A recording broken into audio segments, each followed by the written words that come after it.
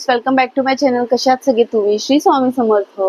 शुक्रवार आहे आज आणि आजपासून मी ब्लॉग करते आहे संडे पर्यंतचा, कारण की आम्ही चाललो आहे पिकनिकला। तर कुठे पिकनिकला जातोय काय ते तुमच्या बरोबर ह्या पूर्ण ब्लॉग मध्ये मी शेअर करेन, तर लास्ट पर्यंत ही व्हिडिओ पाहत राहा आणि आवडल्यास लाईक करा, शेअर करा आणि सबस्क्राइब करायला विसरू नका। माझ्या घराच्या इथूनच गाडी सुटणार होती म्हणून आम्ही पहिला बसलो होतो आणि मग प्रत्येकाला घेत घेत आम्ही पुढे निघालो।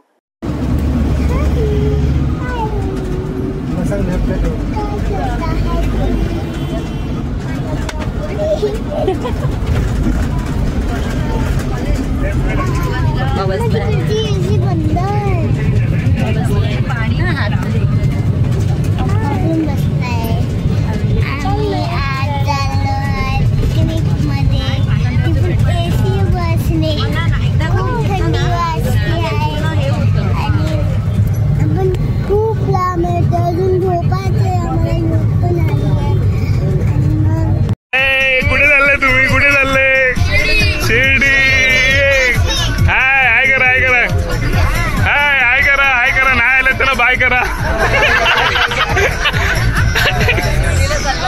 बाय।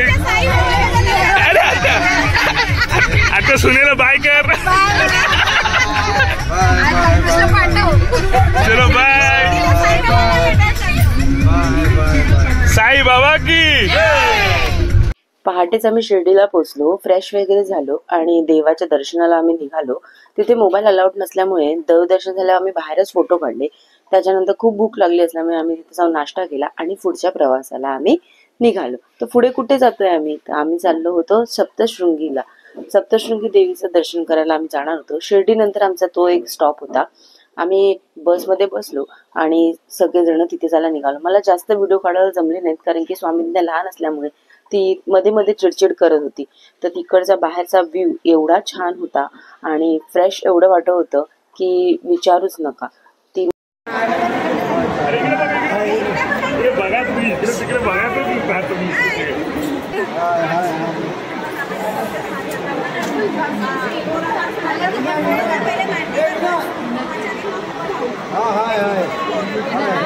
विना हाय, विना हाय, हाय विना, हाय हाय,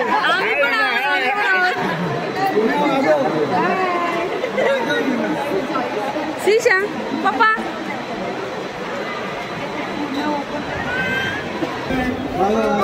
बाय बाय बाय बाय। चला चला चला विलासला बाय बाय बाय। मलाच ठेवायला येतात।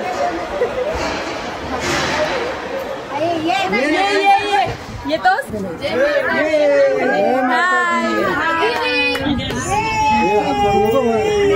दीदी कुठे? तिथून पुढे आम्ही रोपवेने गेलो, कारण की आम्ही फक्त यंग मुलंच नव्हतो, तर आमच्याबरोबर आमचे पॅरेंट्स सुद्धा होते आणि लहान मुलं सुद्धा होती। त्याच्यामुळे आम्ही चालत जाणं टाळलं आणि रोपवेने जाणंच प्रेफर केलं। तिकडचं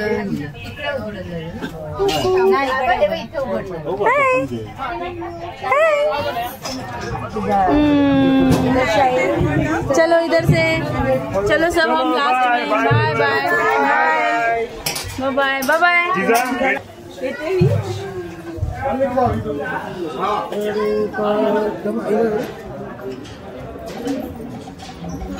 हे बघ कमी दिसते? हो दिसतेस, व्यवस्थित दिसते। थोडीशीच पावलं पुढे चालून जायचं होतं। तिथे चालून गेल्यानंतर पुढे बघतो तर एवढी गर्दी होती की विचारू नका। आणि त्या गर्दीमध्ये आम्ही लाईन लावली होती। नंतर चांगलं दर्शन सुद्धा झालं आणि मग पुढे जसं रिटर्न आम्ही आलो तसंच समोर बघतो तर खूप मोठे स्टॉल लागले होते। देवांचे फोटो वगैरे, मूर्त्या, खूप साऱ्या छान छान गोष्टी होत्या। आम्ही चप्पल तिथेच ठेवल्या होत्या म्हणून बाकीचे लोक चप्पल घेण्यात उभे होते। तोपर्यंत मी म्हटलं हे थोडंसं एक्सप्लोर करते, बघते काय काय आहे। खूप देवीची वगैरे छान छान फोटोज, मूर्त्या खूप छान छान इथे होतं। स्वामींना थोडी चिडचिड करत होती म्हणून तिला पप्पांकडे दिलं होतं मी आणि श्रीशाची तर चाललं होतं की मला हे घे, मला ते घे, मला हे पाहिजे, मला ते पाहिजे, पण तिला काहीच घेऊन नाही दिलं आणि आम्ही पुढच्या वाटला आम्ही रोपवेनेच परत गेलो। आणि मी बहुतेक तरी फोटोज टाकले आहेत व्हिडिओमध्ये, कारण की मला व्हिडिओ काढायला नाही मिळाले। तर आम्ही बरेच फोटो काढले. हा आमचा फॅमिली फोटो आम्ही काढला. नंतर परत गाडीत बसलो आणि एका ठिकाणी थांबलो. ऊन लागत होतं म्हणून ज्यूस प्यायलो आणि रात्री बंगल्यावर गेलो. आणि रात्री प्लॅन ठरला होता अचानकच की ह्यांना पाहिजे होती, सगळ्यांना खायची होती पोपटी. माझा पोपटीचा व्हिडिओ ह्याच्या मी डिस्क्रिप्शन बॉक्समध्ये देते. तुम्ही फुल व्हिडिओ आणि शॉर्ट व्हिडिओ हे दोन्ही व्हिडिओ टाकलेले आहेत, तर तुम्ही नक्की बघा.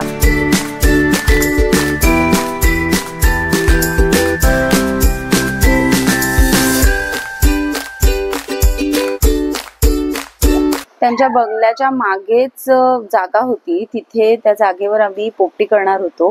तर त्यांचं प्लॅनिंग चाललं होतं चौघांचं कसं काय करायचं. आणि इथे सगळी लहान मुलांपासून मोठ्यांपर्यंत सगळे बसलेले पोपटी खाण्यासाठी. रात्रीचे 12-1 वाजले असतील. 12 नाही, 1 वाजला होता, कारण की आम्ही 12 वाजता तर आलो होतो आम्ही आणि लगेच आम्ही पोपटी करायला सुरुवात केली होती. तर साधारण 1 वाजला असेल. तर ते लोक थांबलेले. वहिनी विचारत होती की कशासाठी थांबलात, तर ती लोक सगळे पोपटी खाण्यासाठी थांबले होते. मी व्हॉइस ओव्हर करते कारण की तिथे म्युझिक चालू होतं आणि त्याच्यामुळे मला कॉपीराईट कधी येऊ शकतं इन फ्युचर, म्हणून मी व्हॉइस ओव्हर करायला सुरुवात केली. आणि इथे आमचं प्लॅनिंग चाललेलं कसं काय करणार. भांबुड्याचा पाला कमी पडला म्हणून ती लोक भांबुड्याचा पाला घेऊन आली तिथून. त्यांच्या शेतातच आहे हे सगळं. आणि भांबुड्याचा पाला एवढा मुंबईला मिळत नाही, पण इथे एवढा भांबुड्याचा पाला मिळाला. हे खूप छान वाटलं मला. मस्त लेअरिंग केली आम्ही. 2.5 किलो चिकन होतं, 12-15 अंडी होती आणि खूप भांबोड्याचा पाला. त्याच्याने जी टेस्ट येते भांबोड्याच्या पाल्यामुळे अशी टेस्ट येतच नाही. पोपटीसाठी भांबोड्याचा पालाच मेन आहे. आम्ही पूर्ण डिस्कशन केलं कसं काय करायचं काय, आणि फायनली आम्ही तो हंडा पलटी केला.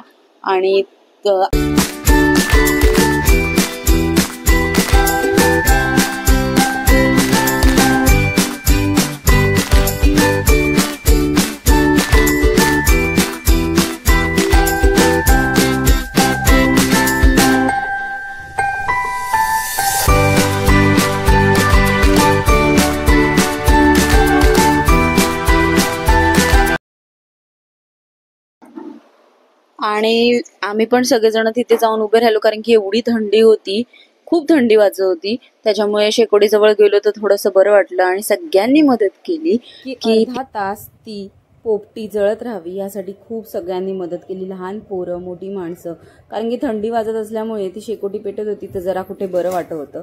आणि ती शेकोटी आम्ही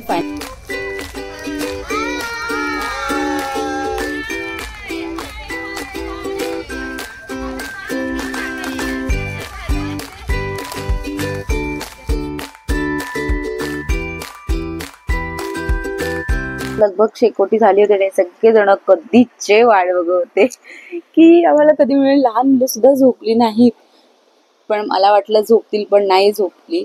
फायनली पोपटीचा टाइम आला आणि आम्ही ती पोपटी आता काढायला सुरुवात करणार आहोत. आणि प्रकाशने, हंडा खूप मोठा होता तो, तर प्रकाशने ते मडकं उचललं आणि तिथे घेऊन गेला.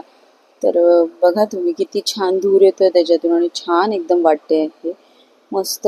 आणि पण खूप भांबोड्याचा पाला भरला असल्यामुळे काढायला खूप प्रॉब्लेम होता. त्याचं जे फ्रंट होतं साईड तीच छोटी होती, बाकी हंडा खूप मोठा होता, तर काढायला थोडं डिफिकल्ट होत होतं. आणि गरम गरम असल्यामुळे हात पण भाजत होते की कसं काढणार. तर आम्ही सगळेजण तेच बघत होतो कसं काढणार. तर पण फायनली आम्ही व्यवस्थितपणे हळूहळू गरम होतं तरी पण हाताने होईना काढलं. ते शिजलंय की नाही बघायचं होतं, नाहीतर आम्ही परत ती शेकोटी करणार होतो. तर फायनली ते शिजलं होतं. याच्यामध्ये काही नाही, आता याच्यामध्ये काही नाही, सगळं बाहेर आहे. आणि हे बघा लोक संपवत आहेत. आत्या काय खातेस? मस्त खाते, चिकन आहे. अरे पण काय खातेस? खाते आहे, खाताना सगळं विसरलेली आहे. काय खाते? Chicken mutton. मम्मी गपचूप काय खाते? चिकन. तुम्ही पण खा. रात्री पोपटी खाल्ल्यानंतर आम्ही मस्त ताणून झोपलो आणि सकाळी थोडं लेटच उठलो. कदाचित आता हे 11-12चा टायमिंग झाला असेल. तर हे स्वप्नपूर्ती बंगल्यात आम्ही राहत होतो. तर ह्याची छोटीशी टूर तुम्हाला, म्हणजे छोटसच की कसं आहे हे. तर खूप छान हा बंगला होता. मस्त एंट्रन्स पासून सगळं छान होतं. आणि इथून मग आता आम्ही मागच्या ठिकाणी जाणार होतो की कसं आहे. प्रकाश वरती बसला होता, त्याला म्हटलं हाय कर, तर स्वप्नपूर्ती हे बंगल्याचं नाव आहे. आत्या आम्ही सगळेजण इथून, खूप मोठा बंगला आहे हा, तर इथून आम्ही सरळ असे मागच्या साईडला जाणार होतो, कारण की मागे काहीतरी आहे ते तुम्हाला मी दाखवते. ह्या लोकांनी, मुंबईकरांनी काय प्लॅन केलेला आहे या ठिकाणी येऊन ते तुम्हाला मी दाखवते कसं काय आहे ते. तर चला बघाच काय आहे हे. हे स्वप्नपूर्ती इको फार्म आहे, म्हणजे स्वतः शेती करा आणि स्वतःच त्याचं फळ खा. म्हणजेच त्यांनी खूप साऱ्या भाज्या लावल्या होत्या तिथे. तर चला तर मग एक एक मी तुम्हाला एक्सप्लोर करते काय काय भाज्या आहेत. त्यांनी मला काय काय भाज्या दाखवल्या त्या मी सगळ्या तुम्हाला दाखवते. तर तिथे स्टार्टिंगलाच मला पहिला एक वांगं दिसलं. तर ते किती छान बघा, ते वांगं आलेलं आहे आणि फ्रेश त्यांच्याच शेतातलं वांगं एक आत्याने तोडलं. आणि मग नंतर मी म्हटलं की आत्याने तोडलं तर मला पण तोडायचं आहे एक वांगं. ते एक्सपिरियन्स तुम्हाला घ्यायचा होता म्हणून मग तिथे माझी ताई आहे ती मिरच्या, आय थिंक सो मिरच्याच गोळा करत होती. तिथे त्यांनी मिरच्यांची पण शेती केलेली होती. म्हणजे ह्या एवढ्या शेतामध्ये, एवढ्या जागेमध्ये त्यांनी खूप साऱ्या भाज्या लावलेल्या होत्या. त्या मी तुम्हाला एक एक करून दाखवते. तर मी दादाला बोलली, दादा कॅमेरा धर, मी आता एक वांगं तोडणार आहे.